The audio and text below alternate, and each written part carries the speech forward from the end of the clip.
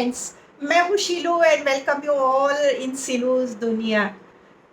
त्योहारों की बहुत सारी बधाइयाँ, दिवाली की शुभकामनाएँ और गुड विशेस के साथ आज का वीडियो शुरू करने जा रही हूँ। फ्रेंड्स, जब त्योहार आते हैं ना तो सबसे ज़्यादा ज़िम्मेदारियाँ लेडीज़ के ऊपर आ जाती है, क्योंकि घर को क्लीन करना, फिर उसको प्रॉपर्ली मैनेज करना, डेकोरेट करना, फिर दिवाली के टाइम पे या फेस्टिवल के टाइम पे जो भी हमें चीज़ें बनानी होती है, स्नैक्स बनाने होते हैं, स्वीट्स बनानी होती है, उसका प्लानिंग करना, शॉपिंग करना, घर को डेकोरेट करने की चीज़ें बाहर से लानी है तो उसके बारे में सोचना, गेस्ट के बारे में सोचना, गिफ्ट्स के बारे में सोचना, यानी इतना सारा एक्स्ट्रा वर्क हो जाता है। तो कई बार ऐसा होता है कि भई ये त्योहार आते हैं और मैं तो बहुत परेशान हो जाती हूँ। पर जो स्मार्ट गृहिणी है, उससे वो तकलीफ़ नहीं होती है, क्योंकि उसे आता है वो किस तरीके से मैनेज करना, और जब वो त्योहार आते हैं तब इतनी अच्छी तरीके से अपना टाइम एन्जॉय कर सकती है, त्योहारों को एन्जॉय कर सकती है, क्योंकि उसे पता है कि किस तरीके से मुझे ये मैनेज करना है। तो स्मार्ट गृहिणी किस तरीके से मैनेज करती है उसके बारे में आज बात करते हैं। सो फ्रेंड्स, हमारे रूटीन के काम तो इतने हेक्टिक शेड्यूल हमारा रहता ही है, उसके साथ ये त्योहारों का जो काम बढ़ जाता है उसकी वजह से है ना, हमें काफ़ी परेशानियाँ होती है। पर ये सब जो काम आते हैं ना वो एक साथ काम आते हैं और इसकी वजह से हम ज़्यादा परेशान हो जाते हैं। पर स्मार्ट गृहिणी है ना, वो उसे इतनी आसानी से मैनेज करती है। उसमें सबसे पहला वो स्टेप लेती है कि वो प्लानिंग करती है चीज़ों का। जैसे क्लीनिंग है, तो क्लीनिंग को एक दिन में नहीं निकालती, वो पूरा घर साफ करने का काम वो करेगी। थोड़े-थोड़े 15 दिन, 20 दिन पहले से शुरू कर देगी, थोड़े-थोड़े एरिया को क्लीन करती रहेगी, यानी अपने रूटीन में वो कब हो जाएगा ना पता भी नहीं चलेगा। यानी 20-25 मिनट या हाफ एन आवर में वो जितना हो सके ना वो उतना पार्ट साफ कर लेती है और फिर दूसरे दिन के लिए छोड़ देती है, तो उसके पास सफिशिएंट टाइम होता है, तो आराम से काम हो भी जाता है और वो थक भी नहीं जाती है। फ्रेंड्स, जो हर रोज थोड़ा थोड़ा काम करते हैं ना, तो बहुत अच्छी तरीके से भी काम हो जाता है, क्योंकि हमारे पास सफिशिएंट टाइम होता है तो हमें हड़बड़ी नहीं हो जाती। और फाइनल जैसे एक ही दिन में हम सब काम लेके बैठते हैं ना तो मेंटल स्ट्रेस भी इतना बढ़ जाता है, अभी ये बाकी है, वो बाकी है, कैसे करूँगी, ये वाला जो फीलिंग होता है ना वो बहुत हमारे यहाँ स्ट्रेस बढ़ा देता है। तो स्ट्रेस नहीं करना है, एकदम शांति से प्लानिंग के साथ हमें काम करना है। और इसके साथ हमें ये भी कर लेना चाहिए कि एक लिस्ट बना लेना चाहिए कि इस बार डेकोरेशन के लिए क्या चीज़ें हमारे पास है और क्या हमें बाहर से लेनी है। फिर जैसे गिफ्ट के लिए हमने क्या सोचा है और किस तरीके से हमें गिफ्ट करनी है, इसके बारे में भी हमें बहुत अच्छे तरीके से प्लानिंग करना चाहिए। यानी हर एक छोटी-छोटी चीज़ को आप नोट डाउन करते रहोगे ना, तो स्टेप बाय स्टेप वो होते रहेंगे और जितने हो गए काम उसको करेक्ट करते रहिए। यानी आपको कोई काम छूट भी नहीं जाएगा और कोई काम रह भी नहीं जाएगा। आप बहुत ही अच्छी तरीके से अपना प्लानिंग कर सकोगे। सेकंड उसका पॉइंट ये होता है कि शॉपिंग लिस्ट रेडी रखना चाहिए। यानी कि क्या हमें ज़रूरत है, इस बार क्या चाहिए, उसके बारे में हमें एक लिस्ट बना लेना चाहिए। हो सकता है थोड़ा जल्दी बनाएँगे तो ऑफ़र के टाइम पे और ऐसे सेल के टाइम पे हमें काफ़ी कुछ इकोनॉमिकली फ़ायदा भी होगा और हमें अच्छी चीज़ें मिल जाएगी राइट दामों में। तो इसके लिए टाइम भी अच्छा रहेगा कि भई चलो आराम से सोच समझ के हम चीज़ें खरीदेंगे। तो शॉपिंग लिस्ट भी हमें बहुत अर्ली बना लेना चाहिए। नेक्स्ट जो पॉइंट है कि वो हमेशा ये सोच लेना चाहिए कि हम रीयूज़ क्या चीज़ें कर सकते हैं, उसे सबसे पहले ध्यान में लेना चाहिए। अननेसेसरी शॉपिंग करते रहने का कोई मतलब नहीं है।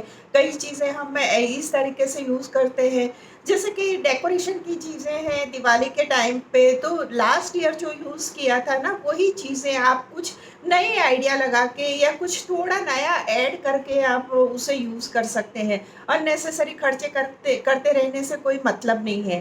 फिर ऐसा कई बार कपड़ों में भी होता है, जैसे साड़ियाँ आपकी पुरानी है, वो उसी में से कुछ रिनोवेट करके या फिर आप उसमें नया ब्लाउज़ बनवा के कुछ नए तरीके से उसे पहनोगे ना, लोगों को पता भी नहीं चलेगा और आपके ढेर सारे पैसे बच जाएँगे।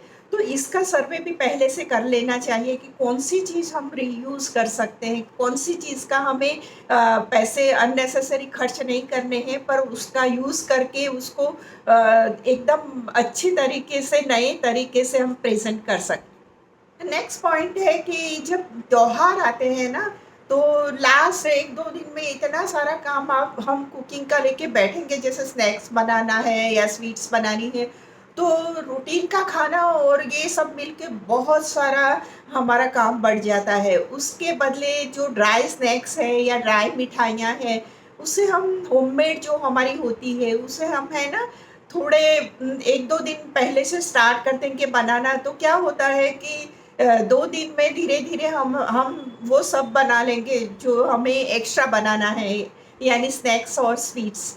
तो वो हम अच्छे तरीके से बना लेंगे ना, फिर हमें इतना बर्डन नहीं रहता, क्योंकि ऐसा तो ज़रूर होता है जैसे कि आप दिवाली के दिन फिर फ्रेश मिठाई भी घर पे बनाते हैं या शगुन की मिठाइयाँ बनती हैं, वो सब भी हमें हर रोज़ के हिसाब से बनानी होती है जब तक त्योहार चलते हैं, है ना?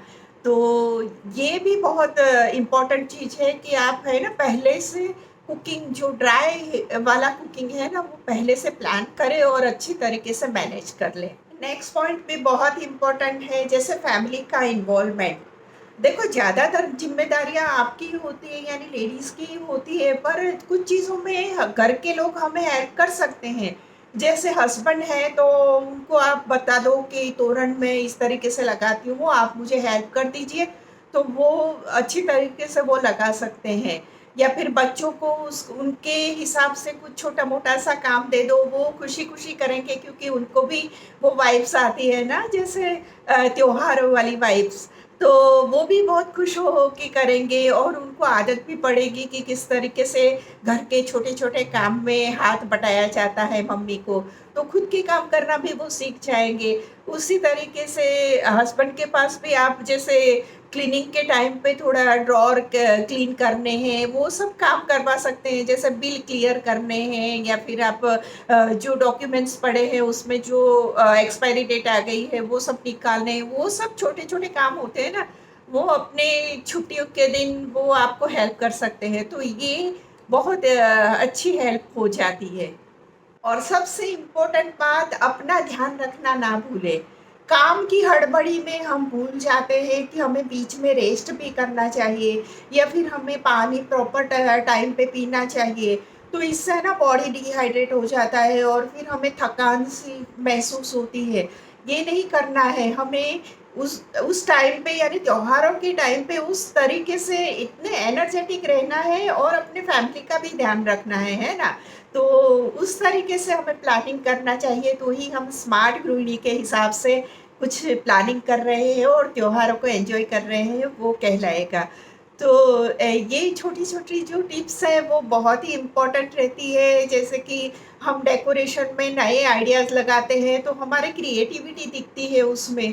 फिर आप नई जो पुरानी वाली साड़ी है उसको रिनोवेट करके कुछ नया करते हैं ना, तो उसमें आपकी इतनी क्रिएटिविटी दिखेगी, आपको पता चलेगा कि आप क्या-क्या सोच सकती हैं और क्या कर सकती हैं रिनोवेट करने में। तो ये सब बहुत ही ये अच्छी चीज़ें हैं जो आपकी पर्सनैलिटी को भी डेवलप करेगी और आपको हेल्प करेगी बहुत सी, जैसे फाइनेंस के हिसाब से, जैसे फैमिली सपोर्ट के हिसाब से, फैमिली हेल्थ के हिसाब से, है ना? सो फ्रेंड्स, देखा आपने, एक स्मार्ट गृहिणी काम तो वो ही करती है जो हर लेडी करती है, पर उसकी जो प्लानिंग होती है, उसका जो काम करने का तरीका होता है, उसकी जो सोच होती है और उसका जो मेथड होता है वो बहुत ही अलग होता है और उसकी वजह से उसे तकलीफ नहीं होती, वो आराम से अपना और अपनी फैमिली का ध्यान रख सकती है और त्योहारों को खुद भी एंजॉय कर सकती है। तो ये था आज का वीडियो और आई होप कि आपको बहुत ही बेनिफिशियल रहने वाला है।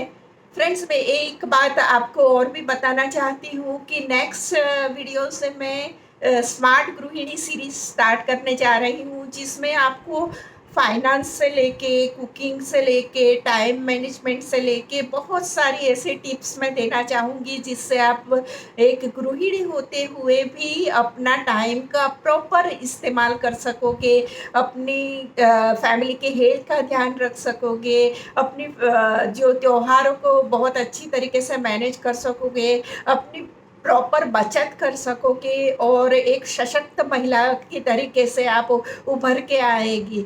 तो ये सीरीज़ देखना ना भूलें, मैं नेक्स्ट एपिसोड से ये शुरू करने जा रही हूँ।